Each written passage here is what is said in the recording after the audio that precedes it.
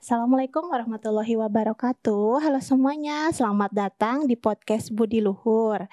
Saya Rimba Sari. Pada kesempatan hari ini kita akan menjelajah topik tentang kesehatan, kesejahteraan, dan pengalaman hidup dari perspektif lansia. Mengapa temanya diangkat seperti itu? Apakah penting tentang lansia? Karena menghormati dan menghargai lansia adalah cerminan dari kualitas kemanusiaan kita. Mereka adalah sumber kebijaksanaan dan pengalaman yang tidak bernilai. Nah, melalui podcast kali ini kita akan belajar bersama dengan narasumber kita, yaitu seorang dosen yang berkonsentrasi dalam bidang lansia, yaitu Ibu Tri Wahyuningsih, Eskep Nurse MKep. Selamat siang Ibu. Selamat siang. Selamat datang di podcast Budi Luhur hari ini. Terima kasih Ibu sudah meluangkan waktunya untuk mengikuti kegiatan podcast kali ini. Langsung saja ya Bu ya. Boleh. Senang sekali loh ini. Ya, biar nggak terlalu kita ngobrol-ngobrol di siang hari ini. Mengulur waktu lah ya. Boleh. Nah, karena tentang lansia nih. Sebelum lansia kan ada masa kecil ya. Boleh diceritakan dulu Bu sedikit tentang masa kecil Ibu dan bagaimana kondisi lingkungan Ibu pada saat itu. Wow. Ini ditanya masa kecil ya. Nah, tentunya kalau kita bicara masa kecil ini pasti penuh dengan kenangan-kenangan indah ya. Karena pada masa kecil itu kan kita bermain gitu ya, bertemu dengan hal-hal baru gitu ya. Jadi kalau Ibu Rimba ini tanya sama saya gimana dengan pengalaman masa kecil saya, ya saya sangat membahagiakan. Kalau buat saya sangat berkesan karena memang yang pertama adalah saya udah mulai pindah-pindah kota tuh, karena kan kebetulan orang tua juga dinasnya pindah-pindah. Jadi saya punya beberapa pengalaman di beberapa kota seperti Surabaya, kemudian Jawa ya, kemudian juga di Bandung dan di Cimahi ya, itu menyenangkan lah gitu ya. Dan terkait dengan lingkungan, gimana dengan lingkungan ya, alhamdulillah sepanjang pengalaman saya sangat memberikan input-input yang positif gitu ya, sehingga alhamdulillahnya saya bersyukurnya bahwa pengalaman-pengalaman itu akhirnya membawa saya untuk selalu positif gitu ya, selalu ingin punya cita-cita yang baik gitu sih gitu. Jadi sangat berkesan banget ya Bu sangat ya. Berkesan. Pasti ada satu momen yang sangat berkesan banget. Itu apa Bu, bisa diceritakan lebih spesifiknya? Oke. Yang mana nih? Ya sepanjang hidup Ibu lah sejauh ini. Masa kecil ya? Gak usah ya agak remaja boleh lah pokoknya. Yang sangat spesial, yang sangat berkesan ya. Dulu sih waktu zaman-zaman sekolah kebetulan ya beberapa kali sering ranking 1 gitu ya, menjuarai. Pantesannya bisa jadi dosen. Menjuarai beberapa bidang-bidang seperti puisi gitu ya. Saya juga sebagai pengelola mading gitu ya. Hal-hal positif itulah yang akhirnya membentuk saya menjadi seperti sekarang mungkin ya. Artinya bukan positif lah gitu ya. Jadi pengalaman-pengalaman itu yang buat saya suatu bentuk prestasi ya. Ketika kita berhasil untuk menghasilkan sesuatu, itu prestasi lah buat saya gitu ya. Dimana saya juga pernah mengikuti kegiatan olimpiade kayak gitu-gitu. Olimpiade apa itu? Olimpiade matematika. Kebetulan dulu seneng sekali ya sama yang namanya matematika. Jadi dari mulai SD tuh udah sering ikut turnamen-turnamen seperti itu. Walaupun memang kalau keberhasilan mungkin berada pada yang lain ya. Tapi momen kita ikut serta, momen untuk tersaring dalam kegiatan itu tuh menyenangkan gitu sih. Gitu. Nah, sekarang kan Ibu sebagai dosen yang berkonsentrasi di bidang lansia ya. Kenapa sih Ibu pada saat itu memilih jurusan, maksudnya sudah manajemen keperawatan tapi lebih condong ke lansia? Kenapa sih Ibu memilih itu? Yang pasti adalah keperawatan komunitas ya. Keperawatan. Kalau manajemen keperawatan ada lagi, lagi bidangnya sendiri. Nah,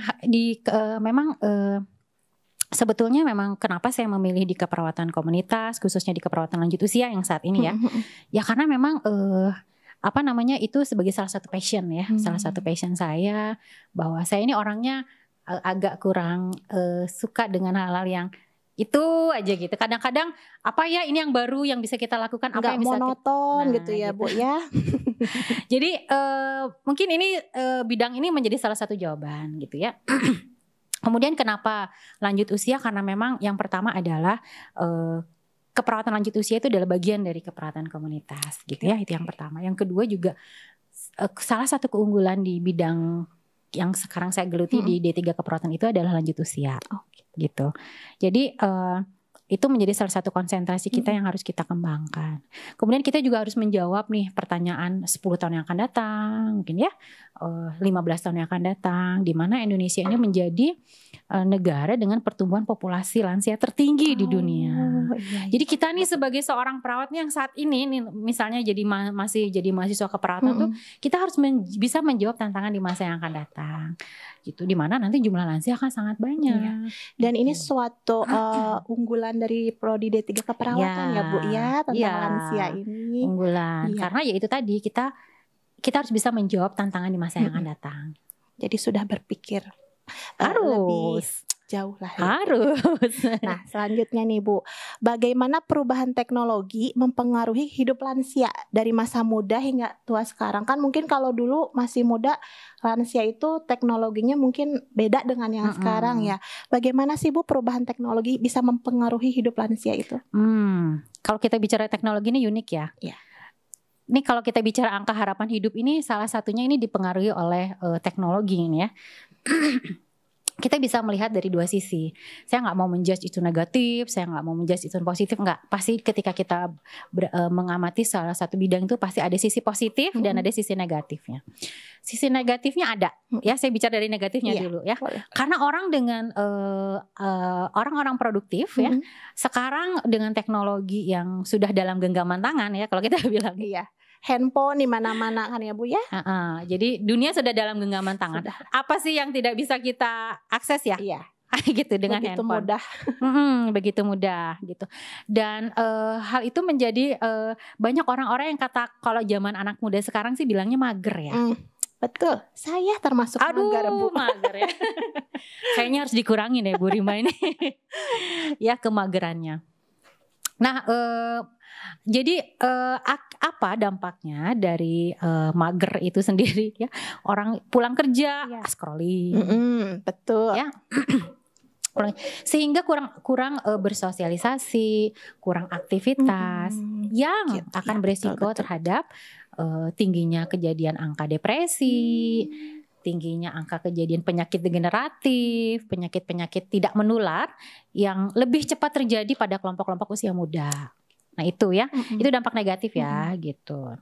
Ya masih banyak lah hal lain ya kalau kita menguliti satu-satu dampak negatif. Tapi dampak positifnya banyak. Apa Bu? Boleh tahu? Dampak positifnya banyak. Salah satu dampak positif yang bisa dirasakan adalah dengan mudahnya akses teknologi saat ini mengakibatkan angka harapan hidup meningkat. Karena orang kan semakin mudah untuk mengakses informasi. Pusing-pusing sedikit, kenapa ya saya pusing? Saya didiagnosa dokter ini nih, apa ya? Saya mau cari informasinya. Itu, gitu ya. Sehingga orang akan lebih mudah untuk mengantisipasi, mengantisipasi, memahami, gitu ya. Itu dampak positifnya, gitu ya. Kemudian yang kedua dampak positifnya juga banyak ya. Kalau misalnya kelompok-kelompok lansia atau usia-usia pralansia ya 45 sampai 59 tahun mau healing nih atau mau jalan-jalan, tinggal searching ya. Tinggal akses ya. Kita tinggal buka teknologi ya gitu. Terus juga yaitu salah satu healing ya, kalau healing ya Bu. Healing ya. Kalau misalnya mau liburan gitu ya, kelompok-kelompok lansia mau hiburan, itu juga dengan teknologi. Mau cari informasi terkait dengan kesehatan, pendidikan, informasi apapun yang bisa diakses oleh hiburan ya buat lansia ya gitu. Games itu juga ada loh yang buat lansia. Lansia pun sekarang main game ya Bu. Main game. Apa Bu biasanya itu gamenya? Siapa tahu oma-oma opa di Caritas gitu Bu, di panti. Ya, kalau di beberapa negara maju itu sudah memanfaatkan teknologi ya untuk meningkatkan kognitif lansia, daya pikir lansia gitu ya. Kalau kita masih di puzzle itu juga ada ya. Bermain puzzle itu juga ada kan di teknologi. Biar enggak bahasanya itu demensia atau Alzheimer gitu-gitu ya Bu. Demensia ya. Pikun ya, pikun. Gitu nah, ya, Bu, ya. Kalau kita bicara pikun unik nih. Nggak boleh nih kita bicara. Udah tua pasti pikun, nggak boleh. Padahal masih muda pun bisa ya Bu ya. Ada. Tapi gini loh, kalau pikun itu penyakit ya. Kalau kita lupa penurunan daya ingat itu wajar terjadi. Oh iya. Tapi kalau pikun nggak boleh. Nggak boleh. Itu sakit itu. Nggak boleh ya Bu ya. Nggak boleh. Ya, jadi jangan sedikit-dikit bilang saya pikun padahal bukan. Jangan maklum dengan pikun. Jangan maklum tuh dengerin teman-teman ya. Jangan maklum dengan pikun ya. Oke. Oke Bu, itu tadi berhubungan dengan teknologi. Nah sekarang bagaimana sih menjaga kesehatan fisik dan mental di usia lanjut nih Bu? Betul. Fisik dan mental ya. Baik, pertanyaannya bagus sekali ini ya Bu Rimba. Karena gini, kalau kita kembali kepada teori nih ya, orang itu akan memiliki fisik dan mental yang baik dengan aktivitas. Kayak senam gitu Bu, bisa jadi nggak kalau gitu? Bisa, dengan aktivitas. Aktivitasnya apa? Apa saja? Banyak sekarang lansia-lansia yang masih bekerja, itu differently-nya berbeda. Ya kan, dia kemampuan kognitifnya masih bagus, kemampuan mentalnya juga sehat, kemampuan fisiknya jauh lebih bugar. Jadi sesuai dengan teori bahwa dengan aktivitas fisik dan mental. Cuma hal yang perlu dipahami bahwa untuk menciptakan lansia yang punya banyak aktivitas fisik dan mental yang luar biasa itu sebetulnya nggak boleh dimulai pada saat lansia. Harus dari muda berarti ya. Harus dari muda. Dari usia berapa Bu? Ya sekarang kalau kita bicara tentang PTM ya, kita sekarang ada posbindu namanya posbindu PTM, posbindu untuk penyakit tidak menular. Itu dimulai dari usia 15 tahun. Oh masih muda sekali ya? Masih muda. Tapi yang minimal kalau misalnya kita nih misalnya yang sudah usianya lebih dari 15 tahun ya nggak apa-apa gitu. Bisa dimulai dari sekarang. Tidak ada kata terlambat. Oke. Jadi besok saya mulai aja deh ya Bu ya. Aktivitas fisik dan mental itu bisa dengan kita ketemu teman ya, kemudian kita mempelajari sesuatu. Misalnya, saya di rumah nggak ada aktivitas nih. Kita banyak loh sekarang daycare yang instansi yang memfasilitasi daycare untuk lansia. Itu lansia bisa datang, bisa ketemu sama teman-temannya, misalnya main volley kah, main badminton kah, ketemu dengan sesamanya, seusianya gitu ya. Nah itu menyenangkan ya, karena hal yang paling penting itu adalah ketemu sama peer groupnya itu sesama umurnya. Yang satu circle. Ya. Nah itu kan nanti di sana dia bisa bernyanyi bersama, bisa mungkin mau membatik bersama.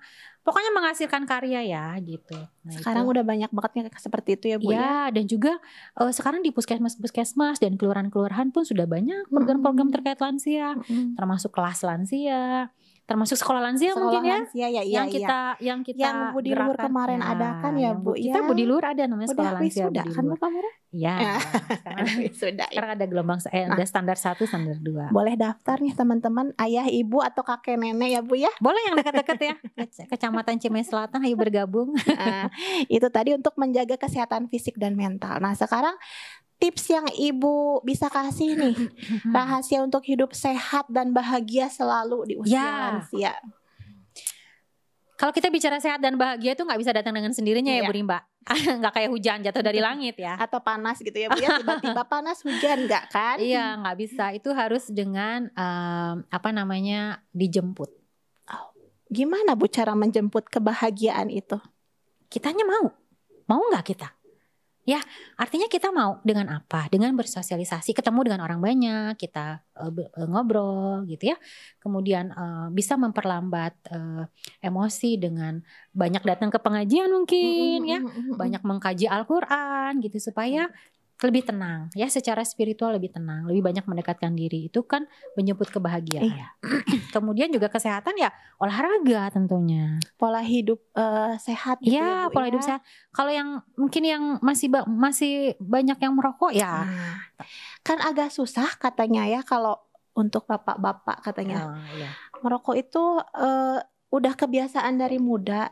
Nah, untuk agar tidak merokok di usia tua tuh kayaknya agak sulit cenah Bu katanya. Gimana itu rahasianya Bu ya? Biar bisa stop nggak ngerokok gitu. Hargai kesehatan mungkin ya Bu ya. Hargai kesehatan dan hargai orang-orang terdekat yang kita kasihi. Betul. Karena gini loh, puisi banget Ibu kayaknya. Karena kalau nikotin, THR itu kan kalau kita seseorang merokok itu kan nanti dia menempel di baju, di mana kemudian dia masuk ke dalam rumah, mungkin juga terhirup sama keluarganya, gitu ya. Jadi kita perlu menyayangi orang-orang terdekat kita. Nah, kalau kita bicara rokok tuh candu sih soalnya. Kayak lagu-lagu zaman sekarang candu soalnya Bu ya. Ada ya lagu candu ya. Candu. Jadi kalau misalnya dia tidak mendapatkan rokok itu dirinya butuh gitu candu ya. Dan gimana cara untuk menguranginya? Tentunya satu harus dari dirinya sendiri tuh. Tetap dari diri sendiri ya Bu ya, nggak bisa dipaksa dari. Nggak bisa. Walaupun sekeliling juga kalau dari diri sendiri belum ada kemauan, Nah, susah itu, sebenarnya ya. Bu. Tapi memang untuk merubah perilaku itu kita nggak boleh bosen Bu Rimba. Betul. Ngasih taunya kalau belum 100 kali, kalau belum 200 kali, kayaknya harus 300 Terus kali aja ya. gitu ya. Supaya nanti lama-lama sadar, oh iya ya, jadi seharusnya saya berhenti merokok. Iya, seharusnya saya tidak merokok. Tapi minimal ngurangin lah. Iya, betul.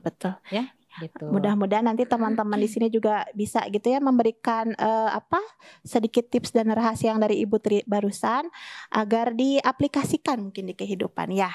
Nah, sekarang kalau lansia itu mengatasi rasa kesepian, suka ada yang kayak mengisolasi diri gitu Bu, di rumah aja. Gimana ya Bu caranya biar mereka itu lebih semangat gitu Bu? Iya, ini pertanyaannya luar biasa ya.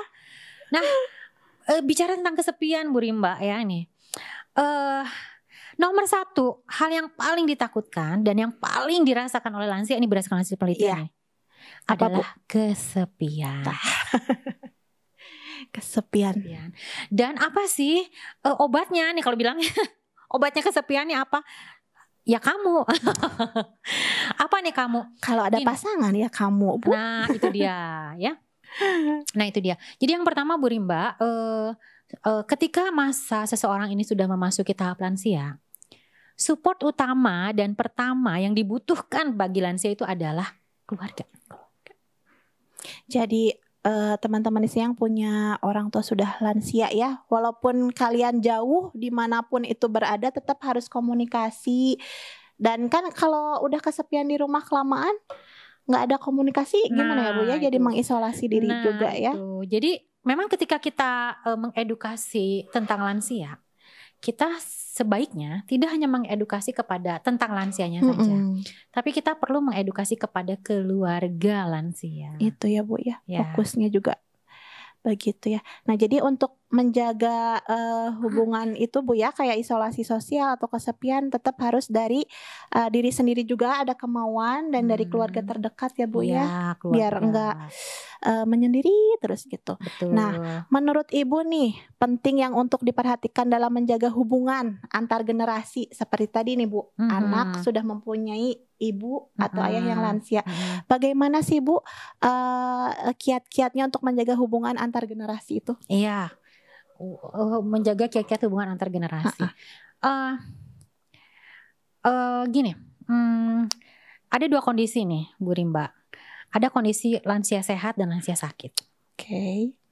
Lansia sehat dan sakit. Nah tentunya bagi lansia yang sehat akan jauh lebih mudah. Ya, sehat secara mentalnya, sehat secara emosionalnya, sehat secara fisiknya.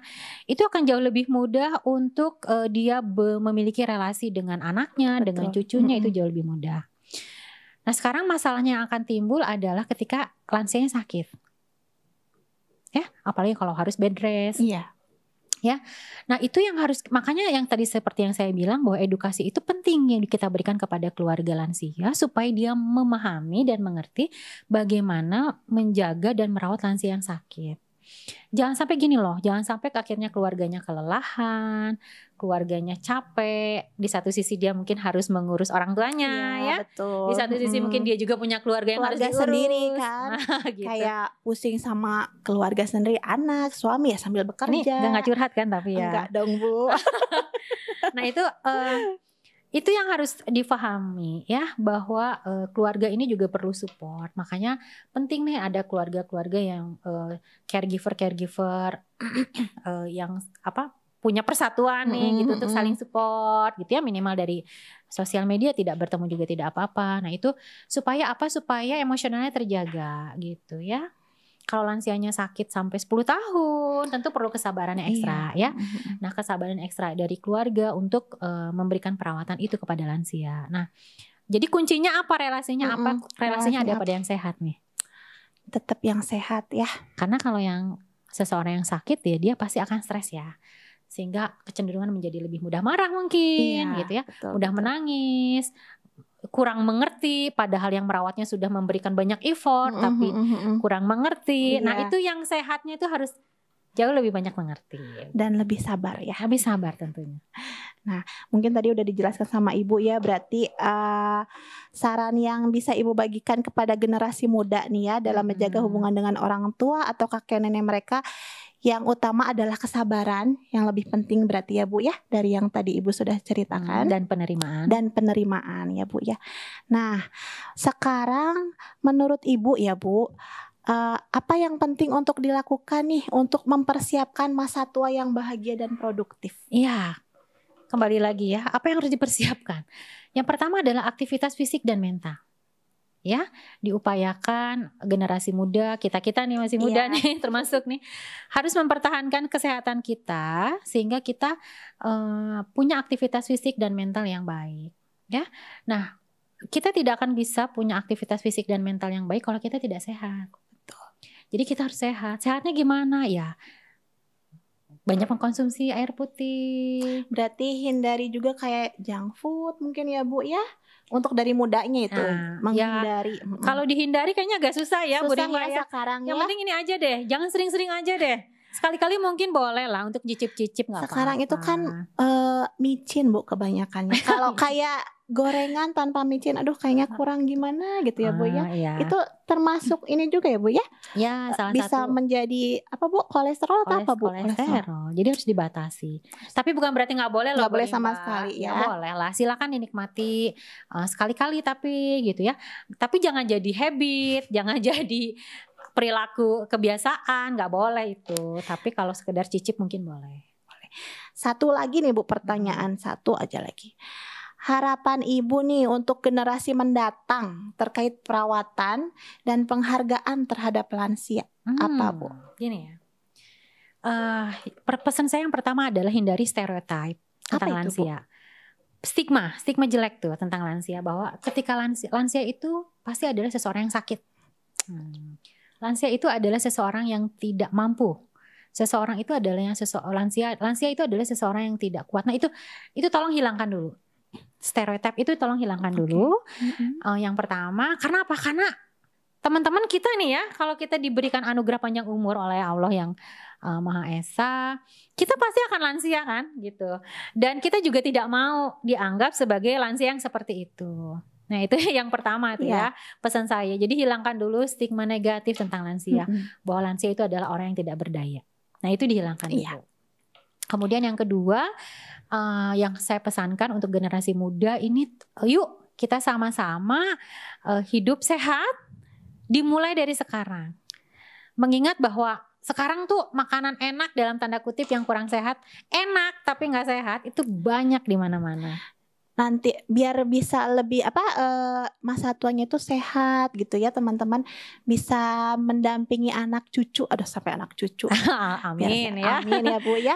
Jangan sekarang aduh enak tapi nantinya sakitan gitu kan. Kasihan juga sama yang masih sehat ya Bu ya. Kasihan dengan diri kita sendiri. Betul. Kita sulit beraktivitas, mau beribadah juga susah, dan juga yang tentunya yang merawat mungkin ya. Betul. Aduh kalau pengen nanya nih Bu, sebenarnya ada banyak pertanyaan nih, tapi kayaknya waktunya nggak cukup ya Bu ya. Nanti mungkin kalau ada yang mau ditanyakan bisa menghubungi Ibu Tri nih, buat teman-teman Budi Luhur. Tahu ya, dosen keperawatan yang paling cantik gitu ya. Alhamdulillah sangat menginspirasi sekali ya podcast kali ini. Terima kasih ya Ibu sudah menjadi narasumber kita hari ini tentang kehidupan lansia. Semoga kita semua bisa mengambil inspirasi dari pengalaman yang sudah dibagikan oleh Ibu Tri.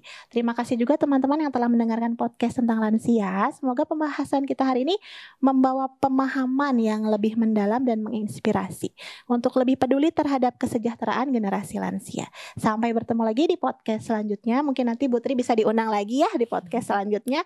Wassalamualaikum warahmatullahi wabarakatuh. Waalaikumsalam.